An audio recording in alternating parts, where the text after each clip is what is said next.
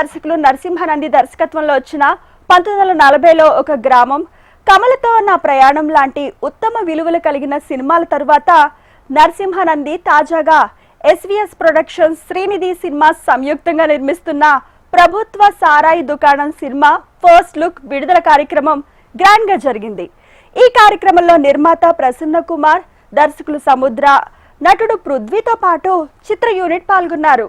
ఆ విశేషాలు మన ఫిలిం ఫ్లాష్ లో మీకోసం.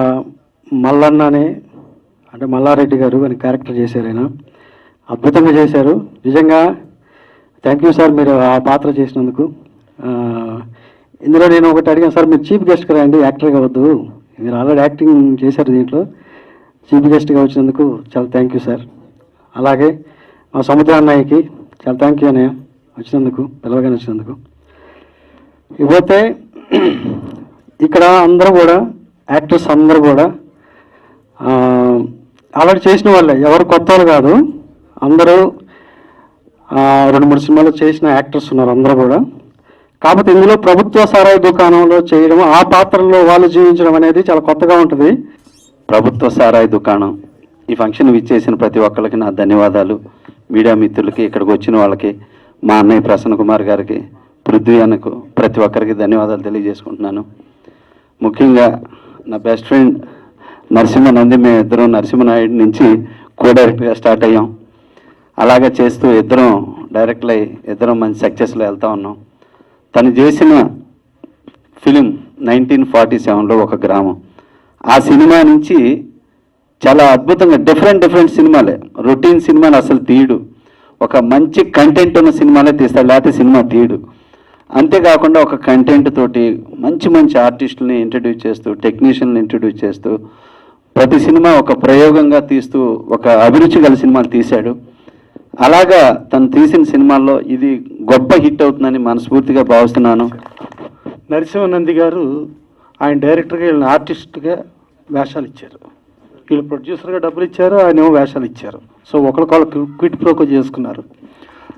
నరసింహానంది 1940లో ఒక గ్రామం, ఆ రోజుల్లో నేషనల్ అవార్డు వచ్చింది. నేషనల్ అవార్డు రావటం అంటే ఎంతో కష్టమైన పరిస్థితి.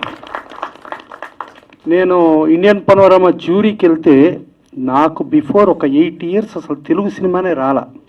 అప్పటికే మన తెలుగు వాళ్ళు ఇద్దరు, అప్పుడు గొన్నం గంగరాజు గారు అలాగే శాస్త్రి గారు, ఇద్దరు తెలుగు జ్యూరీ మెంబర్స్ అటెండ్ అయినా కూడా తెలుగు సినిమా రాలా. ఆ రోజుల్లో తెలుగు సినిమా రావటం అంటే ఎంతో కష్టం.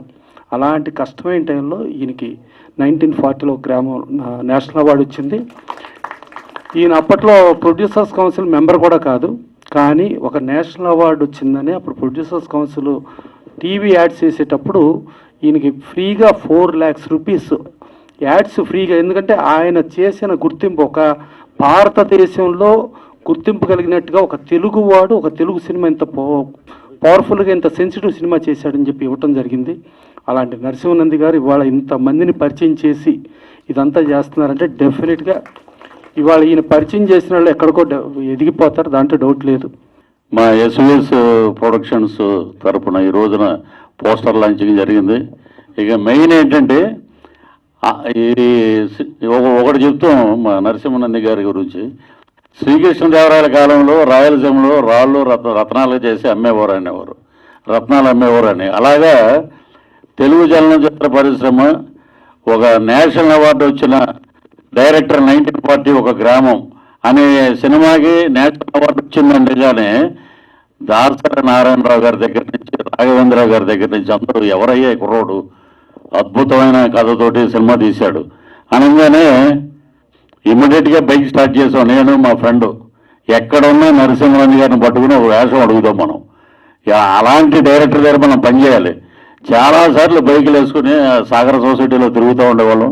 తర్వాత కబడ్డీ మీద ఒక సినిమా చేశారు, ఒక వేషం చెప్పారు, కానీ అది వేరే డేట్లు ఉండడం వల్ల కుదరలేదు. మరలా ఇప్పుడు దొరుకుద్దబ్బా ఛాన్స్ అంటే ఈ ప్రభుత్వ సారా దుకాణంలో నాకు ఒక అద్భుతమైన క్యారెక్టర్ ఇచ్చారన్నమాట.